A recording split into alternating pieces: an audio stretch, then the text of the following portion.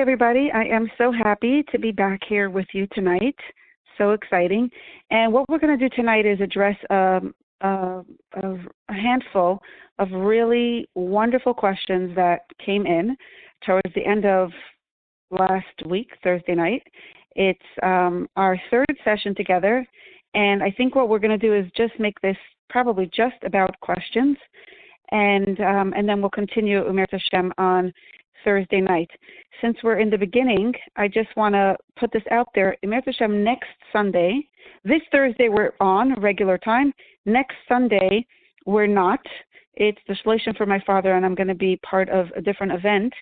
So we're going to be off next week because Sunday we're off, and then Thursday night is Shavuos. But we'll be back in Umer Hashem on Sunday, Isru Chag. So again, tonight we're on, Thursday night we're on Umer Hashem, and then next week, Sunday and Thursday, we're off, and we're back on Sunday, Isru Chag. We do have time tonight because we're doing only questions. I have about 5 or 6 questions here. If you'd like to send in another question or if something else comes up, you could definitely press *1 at any time to speak up, or you could text your questions to 917-687-9712. Okay, 1 second. I'm going to just give us a second. I'm sorry. Give me 1 second here. If anybody wants to press *1 just to say hi, I don't know if anyone's on the call. It's nice to know when people are on the call. If you want to press *1. Hi. Hi. Hey. Hello. Thank you. Hello. Hello. Hi. How do you remute? You press *2. Okay, thanks. *1 opens and *2. Okay, 1 second. I'm trying to get this to open so that I could. Whoa.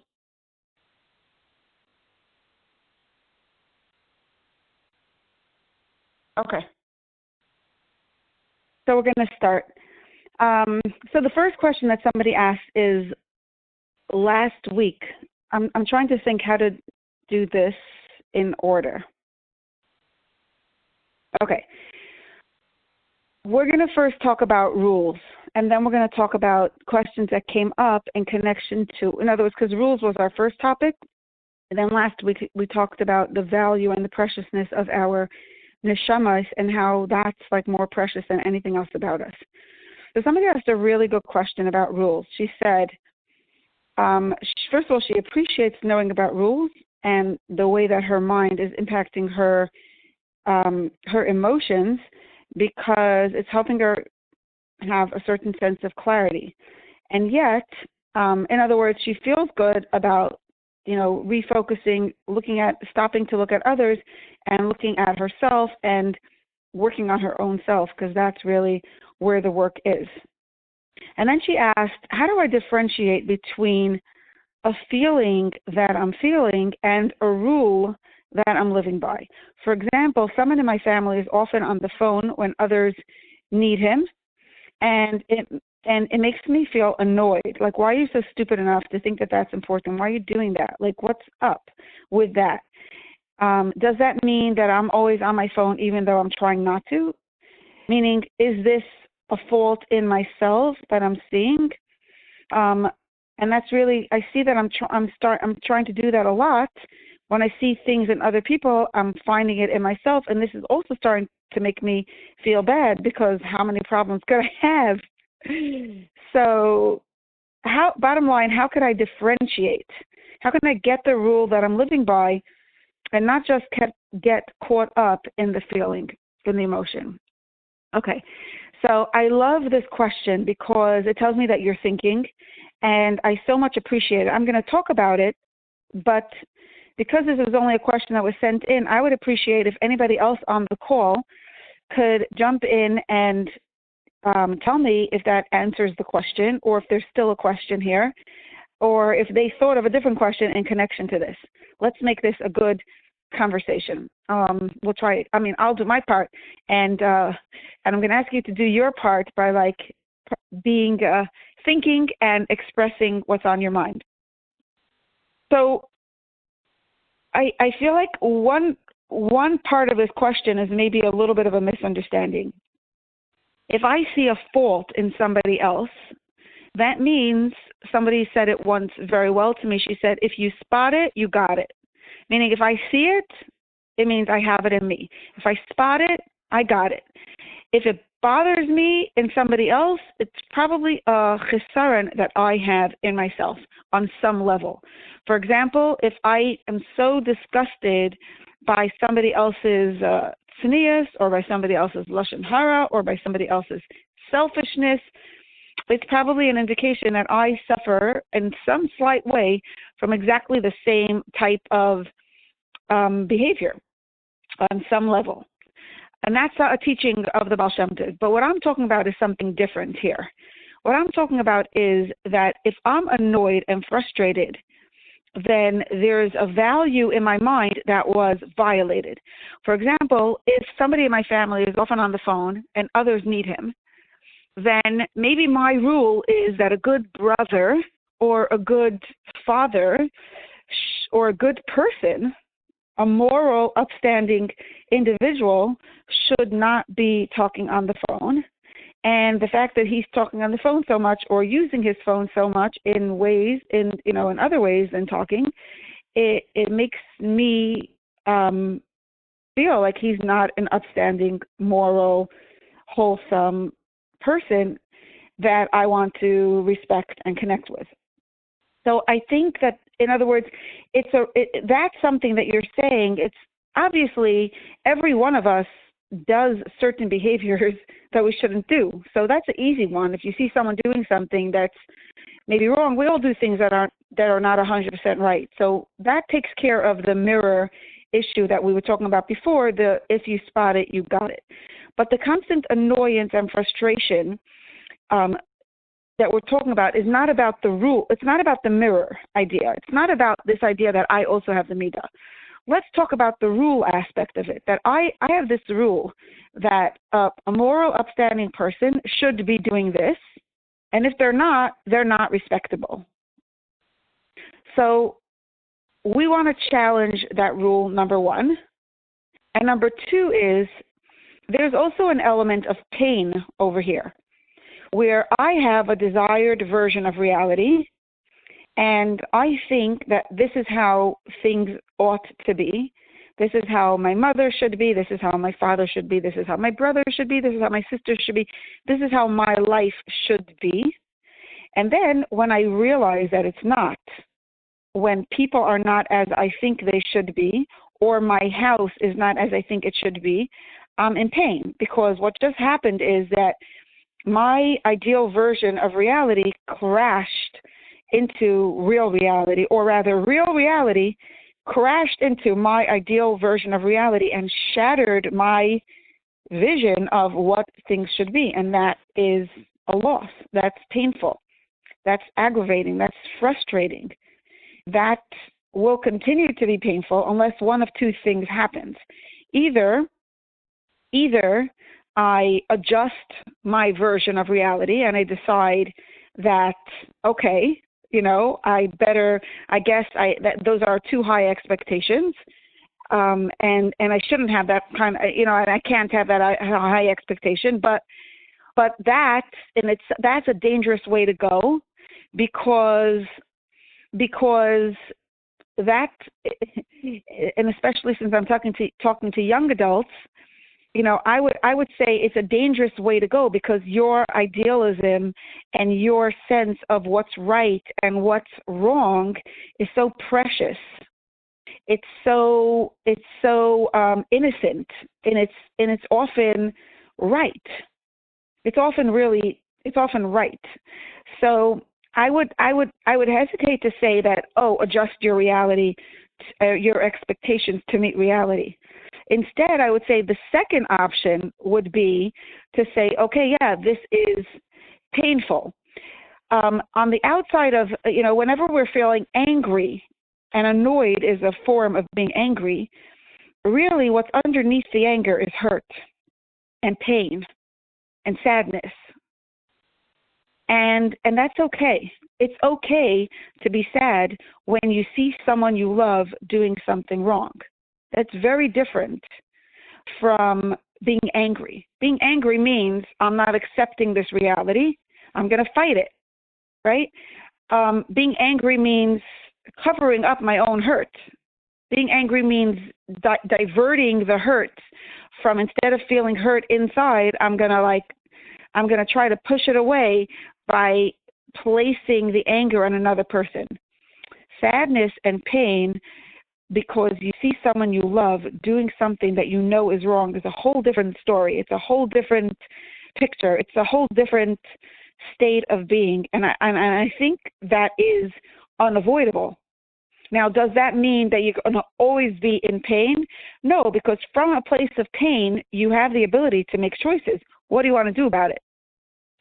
We have a fantastic tool, which I'm very happy to email to anybody who wants it. Email to me at Shterna at energizedliving.org, Shterna at energizedliving.org, and I'll email you a fantastic worksheet. Actually, it's a little booklet, and that's one of the pages in the booklet. There are 5 questions, and these 5 questions really help with this kind of situation and with many other kinds of situations where there's an emotion and there's a belief and it's kind of a whole big mess, and you want to know how to move forward. So I want to share that tool, but before I do that, I want to know if anybody has any questions or comments on what was said so far. Please press star 1. Feel free to jump in and share your thoughts. Okay, meantime, I'm opening that file. I'm going to open that file so that I have it open.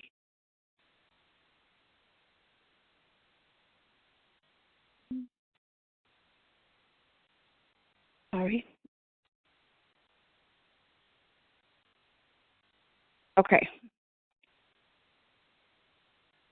The way to go about this, I think we recorded, so now everyone's nervous to speak up. Okay. What if I say we're not going to share the recording? We haven't yet shared recording, so you really don't have to worry. Okay.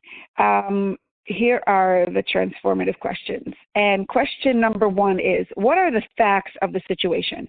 I'm going to put the facts of this particular situation into what we're talking about now, okay? What are the facts of the situation? Facts are the stuff that could be picked up by a video camera. And a fact could also be the existence of an emotion. So in this case, the facts of the situation are this person is using the phone while other people want his attention. Another fact to this is it makes me frustrated, it makes me annoyed, it makes me sad, whatever it is. Okay, so that's number 1. What are the facts of the situation? And here the facts are very simple. Someone's using a phone in a way that I believe is inappropriate. Or you wouldn't say I believe is inappropriate because that's an interpretation of the fact. You would say someone's using the phone when other people need him. And a fact, and I am sad about it. Question number 2 is, in the face of all of this, right, in this situation, what are my beliefs about myself? What label is sticking to me? And by asking yourself this question, you're not looking at a behavior in yourself. You're not saying, what am I doing wrong? You're not doing anything wrong. We're not talking about what you're doing wrong. The goal of using this tool is to get you out of the mud of frustration and resentment and disempowerment, where you just kind of feel stuck and weak, and it's a pit that you kind of keep on moving in, and it pulls you down. We want to get out of that pit into a place where you feel empowered, where you feel calm, where you feel at peace with yourself and with the world, and where you can take the next step forward with dignity and with a sense of energy and purpose. So that's the goal here. The goal is not to find where you're wrong. The goal is to get out of otherness into awesomeness, out of that place of disempowerment to empowerment, out of feeling victimized and weak to feeling empowered and courageous and strong and capable. So that's the goal. So the fact is, we said, what are my beliefs about myself? If you would be on the phone, if somebody wants to press star one and just imagine, that would be helpful. But if not, I'm gonna imagine. If this would be me, I might feel like I am stuck in a situation I don't want to be in. I don't have maybe I don't have my role model that I thought I had. Maybe I what label is sticking to me? Maybe I'm not good enough because my brother is not good enough, or my father is not good enough, or my whoever I'm living with, my husband is not good enough. If it's a young woman, which this is in this situation it's not, but I'm just making it a little bit broader, right? What label is sticking to me? It will be different for every person. But what am I telling myself about myself based on this situation? What comes up for me in my mind about myself? And once you come up with an answer, ask yourself, and what else? Because usually what we're going to say is something very external. And then when you say, and what else, you'll get a little deeper. And keep asking yourself, and what else, until you identify a belief or a label that really makes you feel weak or disempowered. Something that really say, okay, this is what's making me feel so disempowered. This is what's making me feel so weak. That's question number 2. In the face of all this, what are my beliefs about myself and what label is sticking to me? Question number 3 is, what is one thing I could do to address the facts of the problematic situation? Now, in every situation, obviously, it's going to be different. But in this situation, from a place of calm, you might have a conversation with that person. By the way, I want to talk to you about something important. When do you have a couple of minutes? 5 minutes. And it's not something that you do, by the way. It's something that you say, I need 5 minutes of your time to discuss something that's really important to me. When do you have 5 minutes? And you sit down for 5 minutes and you say, I noticed that, and please excuse me if it's, if this feels invasive. I really respect you. I don't mean to attack you. That's not my point. I want to understand you better. And I also want to help you understand me better. This bothers me very much, etc. You would have a conversation. That's one thing you could do to address the facts of the problematic situation in this case. And again, in any problematic situation, there's going to be a different, in every problematic situation, there's going to be a different thing that you could do to address the facts.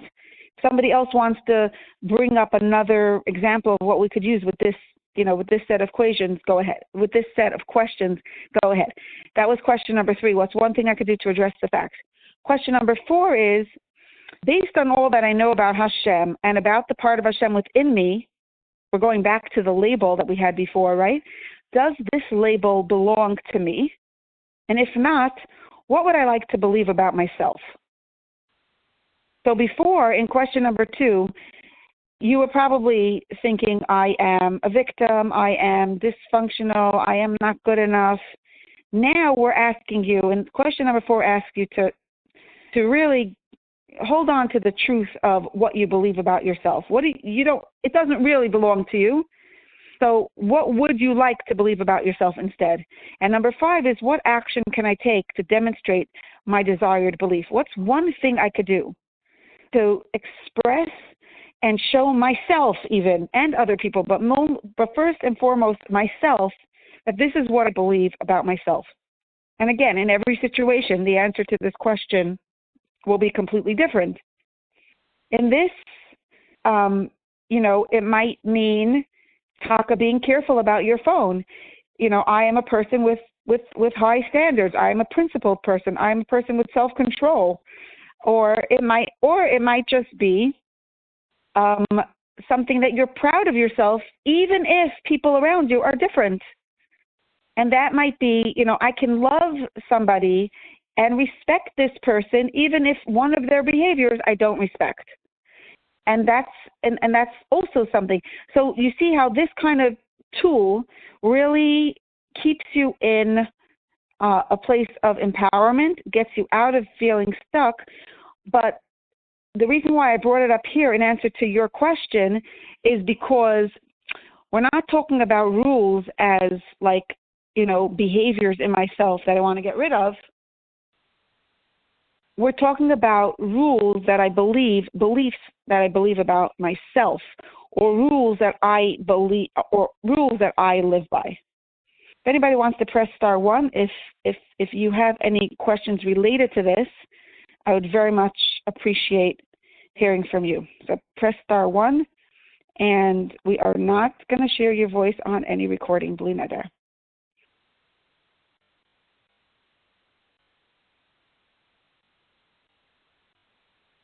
Someone is texting. 1 second.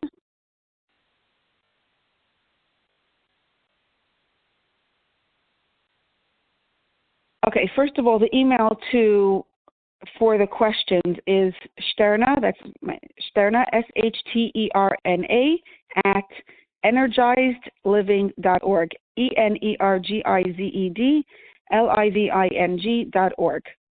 What if the person gets what you're saying but doesn't change their behavior? Let me just make sure I got the question correct. What if the person understands what you're saying but doesn't actually change what he does at the end of the day? Most of the time, people don't change because we had a conversation with them.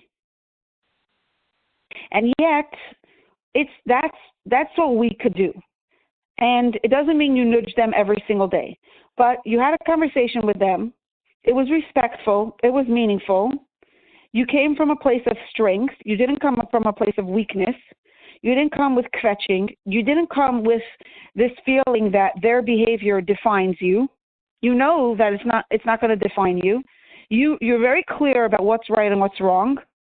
And you're just having a conversation. Now, because this question is much less complicated when you're not married to the person. You just have to live with them. You're not married to them. You're not raising children together. It becomes more complicated when you're married, and we're not talking about that right now in this conversation, but I think that it's okay to have the conversation a week later, and you can always let that person know.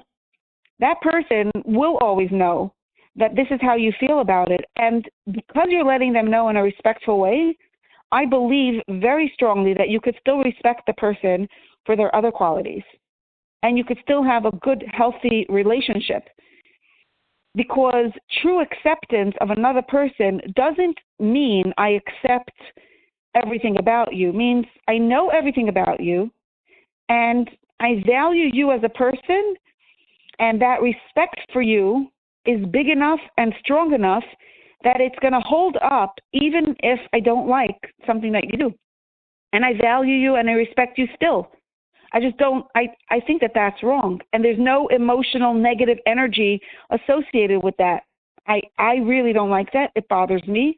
I think it's wrong, but I could accept you anyways. And really, nobody ever changed because they were sufficiently beaten or criticized or put down or looked down upon. So it doesn't help to look down at people. Love really does help a person grow. Love really does help a person change. So definitely keep having loving conversations. And at the same time, you need to accept the reality that you can't change another person, and also accept the fact that it is painful.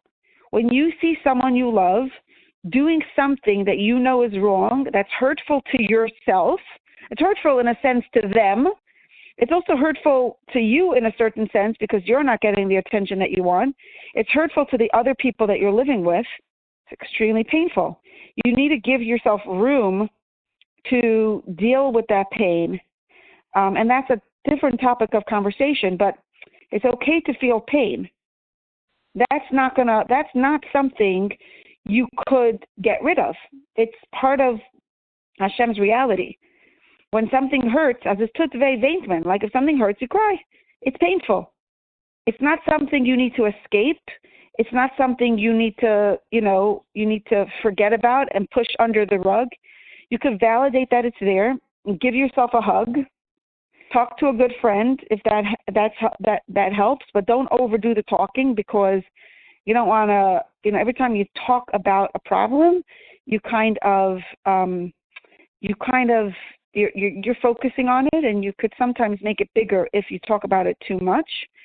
So talk about it enough that somebody else in the world knows your pain and can help you carry it, because it's very comforting and reassuring to help you carry that. But beyond that, and choose carefully who you talk to, that it's not going to be somebody who's going to make you feel victimized, and going to help you in your work of, coming to this situation from a place of strength, from a place of dignity, not letting yourself be defined by it, not letting yourself be swallowed by it, not judging yourself because of it.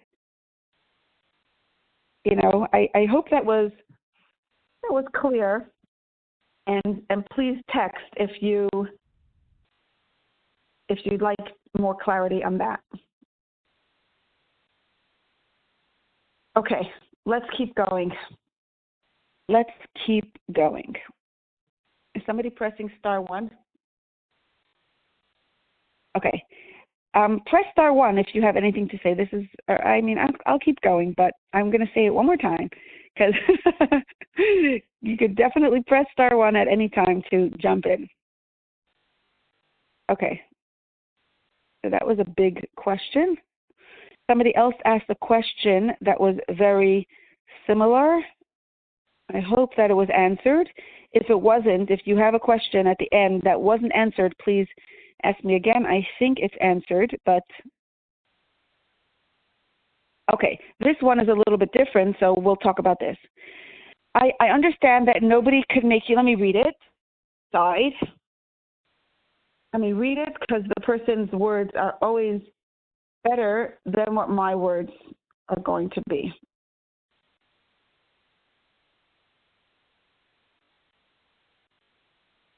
Oh, 1 second. Sorry. Okay.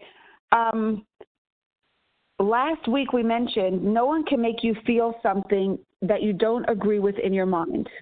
Would you be able to give some guidance on this? For example, if someone said or did something hurtful, and logically I know that I should not, but the feeling is there. Where do I put that? Let me go back to this somebody else is asking a question. You would talk to the person even if it's someone closer like a parent, and if they didn't change, you'd speak to them a week later. Is it not disrespectful?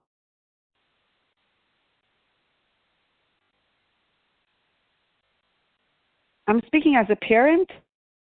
I don't think it's considered disrespectful when you're a young adult to have a honest conversation with your parent in which you say, you ask permission, is it okay if I share something that might be a little bit uncomfortable, but I trust that our relationship can handle it. I personally would feel so honored and so respected if my child, my adult kid, even my teenager, had such a conversation with me, because parents want to hear what's on your mind. Parents want to connect. And sometimes they don't know how to say that, but they always want to connect. They always want to know what's on your heart. They want a relationship. So I don't think it's disrespectful.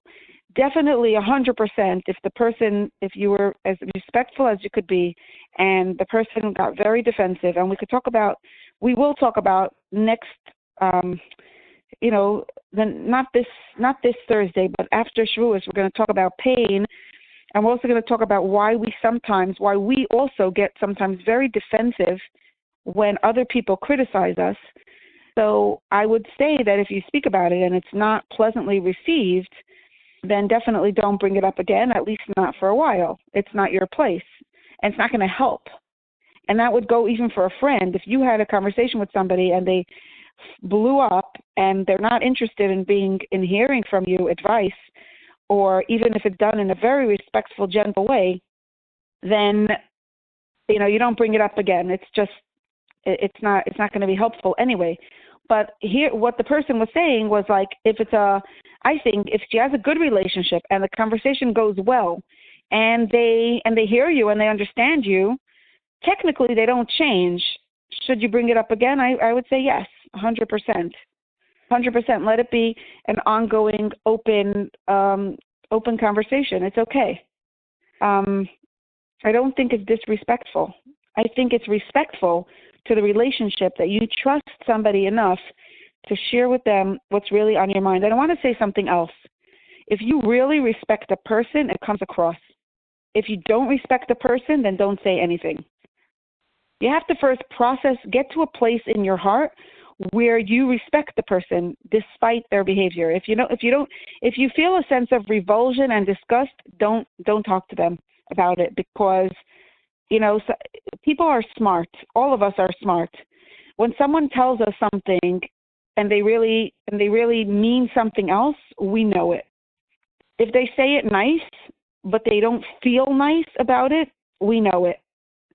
If they say, I'm being very respectful, I don't mean to, that kind of person who says to you, no offense, but, and then they proceed to say something very offensive, right? We know when someone is saying it from a place, when someone really, kamayim hapanim lepanim kein leva adam al adam, like water reflects a face, so does the heart of one person reflect another person. When you like someone and you have positive feelings about them, they feel it and they know it. So I don't think it's disrespectful. Thank you very much for that question. That was a good question. Okay, let's go back to that other one of where I read the question. Basically, I do feel hurt. I know that I shouldn't. Now what? Where am I going with this? I want to validate this question. It's a very good question, because I know for myself that there were times when I'm like, I shouldn't feel hurt. Now I really feel upset. Now I really feel hurt. Because not only do I feel hurt, now I feel embarrassed and ashamed of the fact that I feel hurt. And now I'm a real loser. Not only do I feel hurt, I'm an idiot for feeling hurt. So that's definitely a very strong and powerful Yetzer Hara. Welcome to my life. I used to do that all the time. Not only would I feel hurt, not only would I feel frustrated with myself, but then I would feel like, the pain on top of the pain, or the shame about the pain. That was even worse. So I hope I don't want you to do that to yourself, because the minute you're going down and you feel weak and disempowered, that's already a sign that there's a Yetzer Hara pulling you down, and it's not true. There's something off about it. Remember we said the first week? It's not true. The fact that you're feeling down means there's something here that's not true. What it is that's not true, you might not know yet. As we go through this course, you'll gain more awareness about that. But for sure, it's not true. For sure, there's something there that's off. So don't go there. Where you could go with this is that if I feel hurt because somebody said something unpleasant about me, or they did something that reflected disrespect, I would use that same tool that we talked about before. What are the facts? And I'll go through it really quickly. 1 second. I'm sorry. What are the facts of the situation? Okay. What are the facts of the situation? The fact is, and the fact wouldn't be she hates me. The fact would be she slammed the phone down on me. The fact would be she didn't respond to my text. The fact would be I was not accepted for the job that I really wanted, and my best friend was, and I applied first. The fact might be I feel like a loser. All that is the facts of the situation. It's the stuff that could be picked up by video camera, and it might be what I feel like. That's the fact. Now, what do I believe about myself? What label is sticking to me? So here, forget asking what I should, what I shouldn't. Do this workout. Do this run through. These are the facts. I was just rejected from a job that I applied to before my best friend. I know for a fact. I came a week before her. I was actually the one who told her about it. She got in. I was rejected. Okay? In the face of all this, what are my beliefs about myself? What label is sticking to me? I am a real loser. I am unlikable. I feel like people don't like me. I feel like a failure. I'm keeping on asking myself, and what else, and what else? You know, until I'm going to get to like I'm a loser. I'm a nothing. I'm a nobody. I'm a complete failure. Whatever. These are my words. Every person would have their own words. And then the third thing would be, what's one thing I could do to address the facts of the problematic situation? Now, in this case, I was rejected from a job. I can go get another job. I can apply to a different job. I could maybe call the principal and say, was this a mistake? Or I can go get a different job. There's not much that I could do in this particular situation. Let's go to the next question, question number 4. Based on all that I know about Hashem and about the part of Hashem within me, does this label belong to me? Am I taka a loser? Am I taka worthless? Am I taka unlikable? Am I indeed completely a complete idiot, a complete failure? And obviously I'm not, right? So if not, what would I like to believe about myself? So I would like to believe that I'm a capable person who can do this particular job or any other that I set my mind out to do. I would like to believe whatever it is that you would like to believe about yourself, write it down. And then what's one action I could do to demonstrate my desired belief? I can actually make my bed to prove that I'm capable. I could go apply for a different job. I could trust as I apply to that different job that, you know, I'm going to put my best self forward and I'm going to really give it my all. I could get dressed and go about my day and be my best self. Like I'm just putting out what I would do. If anybody wants to press *1, either to ask a question or to just tell me that you're listening, because I'm not watching online. I don't even know. Maybe I'm talking to myself. So press *1, say, hi, I'm here, I get you. Hello? Hi, we hear you. Hello? Hi, thank you. Hi. Thank you. Okay, thank you. Thank you. Thank you. Thank you. Anybody have any questions, you could also press *1. Okay, I know at least I'm talking to one person. We're having a lot of quiet here today. 1 second, please.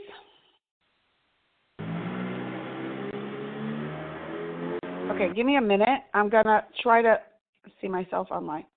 Actually, I give up. Okay. I'm not going to focus on who's listening. I'm just going to do my thing. Okay. Thank you. Hello? Hi, we hear you. Hi. Yeah, hi. Thank Do you mind explaining the 5 steps again? Like clarifying it again, if you don't mind? I could do that. I could also, I'll send it to you so you'll have it in front of you. Do you have email? Yeah. Okay, so send me an email, Shterna@energizedliving.org, and I will send this to you. So you'll have it. But the first thing is, what are the facts of the situation? And again, facts are not, she's an idiot. Facts are the stuff that could be picked up by a video camera, like what actually happened, the details, what happened. A fact could also be the existence of an emotion. And it could be 3 facts, it could be 10 facts. What are the facts of the situation? Okay? And then number 2 is, what are my beliefs about myself, or what label is sticking to me? Number 3 is, what's one thing I could do to address the facts of the situation? And then once we address the facts of the situation, we're going back to the label. Does the label belong to me? If not, what would I like to believe about myself? And then finally, the last thing is, what action can I take to demonstrate my desired belief? When you start this thing, it 100%, I could tell you, so many people use this all the time. If you have a hard time using it in your particular situation, I would be more than happy if you I won't have like a half hour to do it over the phone, but if you text me the situation, and your attempts to answer these questions, I can help you walk through it. So many people have done this very successfully. Or if you want to be brave and, you could text me while we're on the phone together so that everyone could benefit from it in the group. I would be more than happy to do that. But it's a really good tool that takes you from feeling disempowered and stuck and victimized into a place of empowerment. Okay, one more second.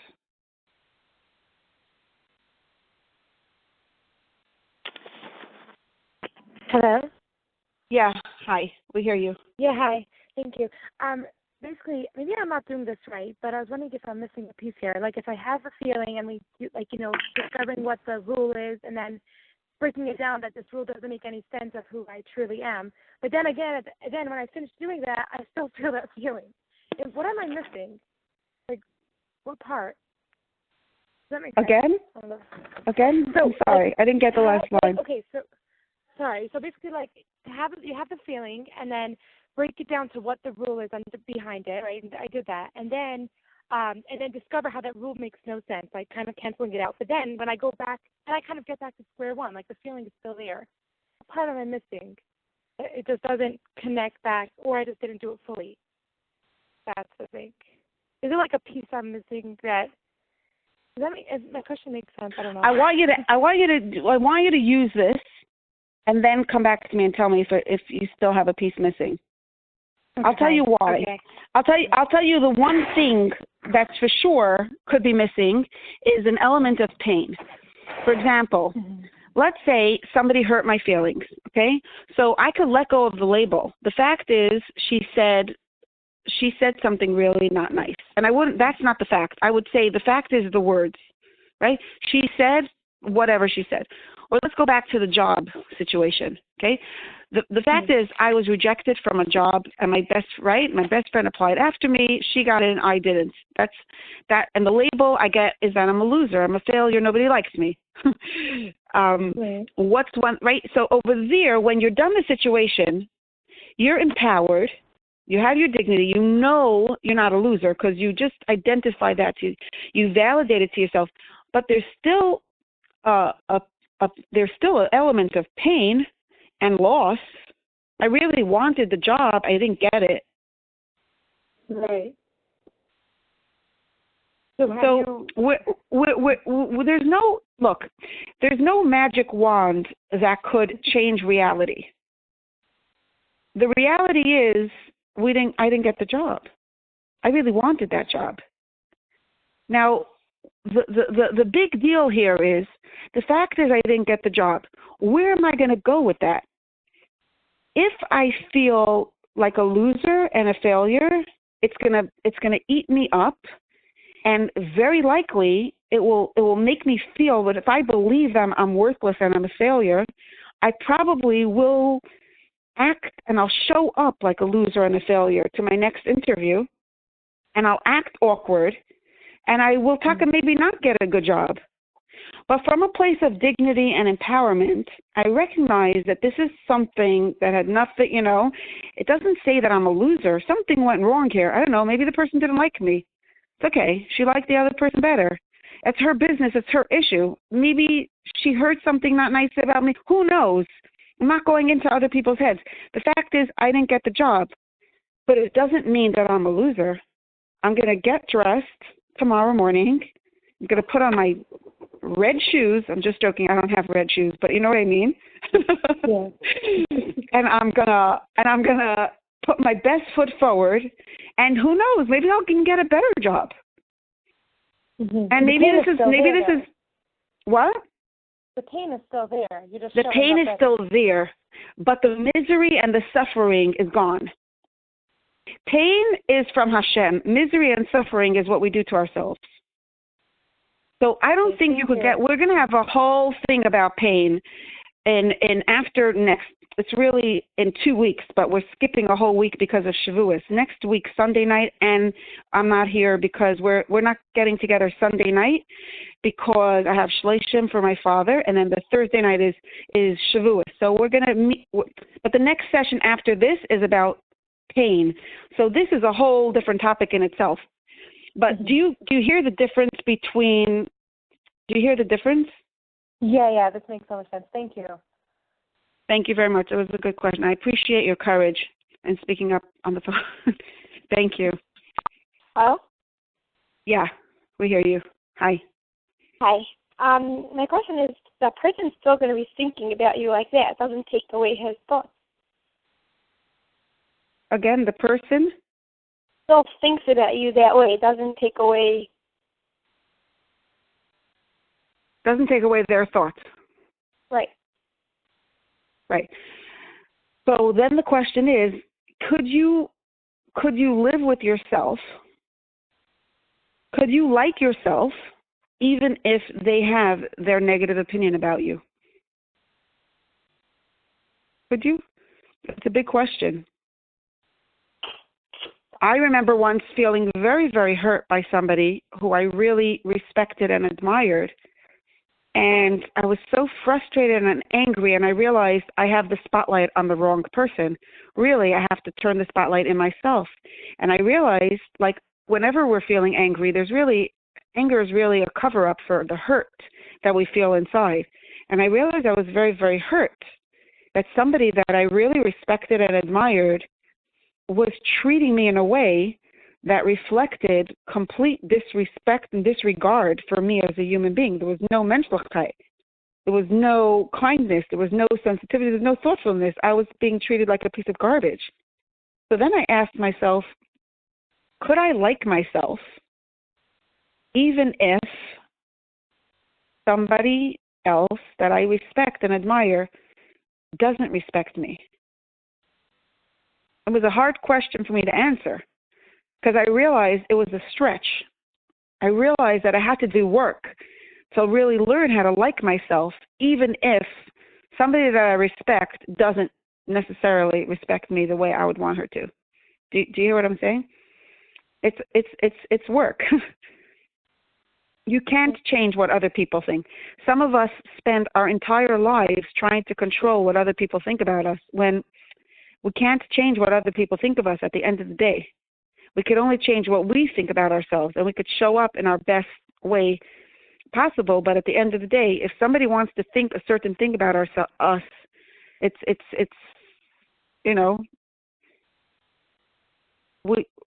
we might want to have if there's somebody that we trust and safe, then we could and we feel safe with them, we could have a conversation. We could say, when you did that, it made me feel like that. When I heard those words, I felt a certain way. But sometimes the person is not somebody that you could approach in that way. Sometimes the person is in a position of authority.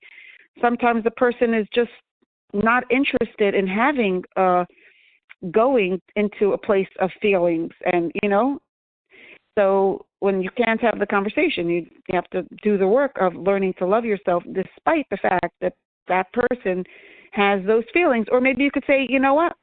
Some people, they just don't know how to show respect. They don't know how to show caring. They don't know how to show love. It doesn't mean that they don't feel love. They just don't know it. It's not really about you, maybe. Maybe it's just their own limitation. They don't know what real commitment and loyalty and connection looks like. Could be. But then how do you have the relationship with them? How do you what? How do you have the relationship with them if they don't know how to show back? So if it's family, you can't divorce family. But if it's a friend, you could develop a relationship with somebody, with other friends. And if it's a husband, let's say, then you develop, you develop other parts of the relationship. Maybe he can't understand your emotions, but he's still going to be loyal and ehrlich and respectable in other ways. But as a friend, yeah, that's basically. Thank you. Yeah, thank you. Somebody asked, are you trying to say that there's no such thing as being a loser or whatever label, like there are no such people, no one is a failure or outcast or incapable? Those are a lot of words. There are many people who are incapable of doing certain things, and they're in the wrong kind of job. There are many people who are failures in certain ways, but there's no such thing as a loser. We can only show up as a loser in a loserish way. We're not really losers. I mean, a guy who's never homeless on the street and doesn't have a penny to his name and you know, really he's an alcoholic and he didn't do anything successful and he just messed up his life. You could say that he trashed many years of his life, but even he's not a loser in a certain sense. He might be a winner tomorrow. If Hashem gives him the courage and he takes it and he steps up and he decides he wants to make himself a better life, he might be able to. Labels, because we have a part of Hashem within us, ultimately there's a part of us that nothing and nobody could touch, and that's forever limitless. It's always possible. There's infinite, limitless possibilities open to us.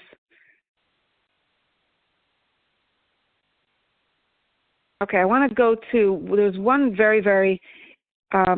two more important questions, and I hope let's try to do them both quickly. So if one person said, and I'm going to try to answer, I'm going to say both and maybe one long answer. How do we connect? Somebody asked this at the end of last week's discussion. She said, so how do we connect all this? If everyone's so special because each of us has a neshama, then how do we relate to this? How does this connect to the fact that we are each unique and special in our own way? I'm actually not going to do this together with the other question. I'll leave it separate. But how does this connect to the fact that each of us we're unique and special in our own way? How does that have to do? How does that in harmony? If each of us has a neshama, that means we're each the same good. So what makes me unique and special if I'm not special because of my baking talents or this talent or the other talent? I'm special because of a neshama, but everyone else has a neshama. So how am I still unique? So two thoughts about this, and if someone's on the phone that remembers this question from last week and you want to press *1 and tell me if I misquoted, this is as I wrote it down, but it could be I misunderstood, so press *1. But from what I understand, the question is how I said it.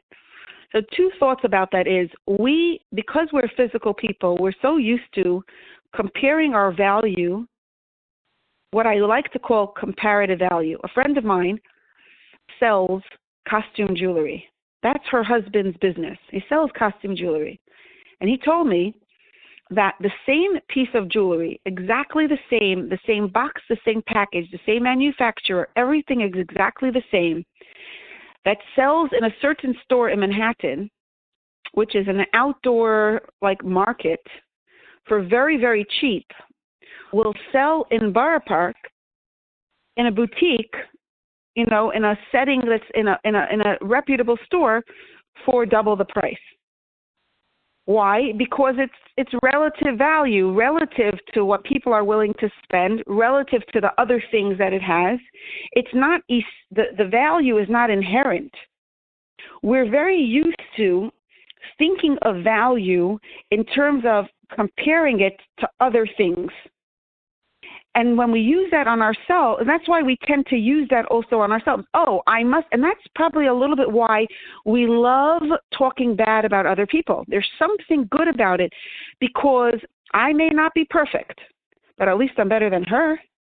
We know we're not perfect. But there's something that makes us feel good about knowing other people's chesronos because you know what? Okay, so I'm not so bad after all. I don't do that. So we tend to associate our value by comparing as long as I'm better than somebody else. What makes us unique and special doesn't have to be as compared to somebody else. What makes me unique and special is my own gifts that Hashem gave me and how I am using it. But more importantly, what makes me unique and special is not how am I growing and what's my trajectory, right? What's my curve? I want to show up with a little bit more light than I did yesterday. I want to show up with more dignity, with more courage, with more strength, with more of my light shining than I did yesterday. And that's the name of the game here. I'm not going to be special because I'm more special than Chani and Ruchi and Surla. I'm going to be more special because I'm doing my unique purpose. I'm using more of the strengths that Hashem gave me. I'm using more of the gifts. I'm reaching to another area of my life. I'm doing more in you know what I mean? I'm breaking through my own limitations. I'm getting unstuck of my own stuckness. It's a whole new definition of being unique and special, but it takes us way further. One other question that somebody asked is, if we're valuable for our essence, what happens when we do something wrong? That's a summary of the question. So, for example, usually we hear you if you... Hello? Uh-oh. Hello? Okay. Sorry. That means if I feel like I'm so good about myself, then tomorrow I'm going to be lazy and I'm not going to go to work on time. Or if I have laundry to do and I'm not going to do the laundry because I'm lazy, and then I tell myself I'm not lazy, I'm good enough. Anyway, what's going to get me to do the laundry? What's going to get me to grow? What's going to get me to move forward in my life? Do you get the question? I hope that's clear. Like, how am I going to grow if I don't criticize myself? Is basically what the way I understood the question. And the answer is that nobody changes because of being criticized. Nobody. If I call myself lazy, I'm going to feel horrible about myself. It's not going to necessarily get me to wash the dishes. It's not necessarily going to get me to get up 5 minutes earlier and daven on time like a mensch. It's not going to make me better. It's going to make me feel worse about myself, and then I act more lazy. So nobody changes. We have this idea in our head that if we call ourselves bad names and we feel bad, eventually we're going to change. But if you think about it, did you ever change because you hated yourself? Not really. When you hate your change. So you have to see yourself as a chooser. Right now, I'm showing up as lazy. Do I really want to be lazy? Maybe. Somebody shared with me she's an artist, and her kitchen cabinets were always a mess. And one time she opened her kitchen cabinets, and as she opened it, one of the cabinets, everything came tumbling out. And she's like, oh, I'm such a slob. And she was about to stuff things back in. And she's like, what? I'm not a slob. I choose to do other things and not keep my kitchen cabinets neat. She took out everything from the cabinet. She made it neat literally in 5 minutes. She threw out, there was a bunch of garbage in there. She threw it out. She organized. Literally it took her 5 minutes, under 10 minutes for sure. And she felt so good about herself. And since then, she said, like, she doesn't say, I'm a chooser. I'm a chooser. Sometimes I'm going to choose to keep it, but I'm capable. I'm capable of being neat. I'm capable of being energetic. I'm choosing right now to be lazy, let's say. But I think, when you see yourself as a chooser, you're showing up to your life because you have a choice, because you want to show up with dignity and with courage and with your beauty. You don't need to put yourself down in order to show up in the way that you want to show up. And Emir Hashem, as you grow in your... You hear? We hear you, yeah. Are you talking to us? I just muted everybody out in case that was by mistake. If you want to speak, just press star 1. So I hope that was clear.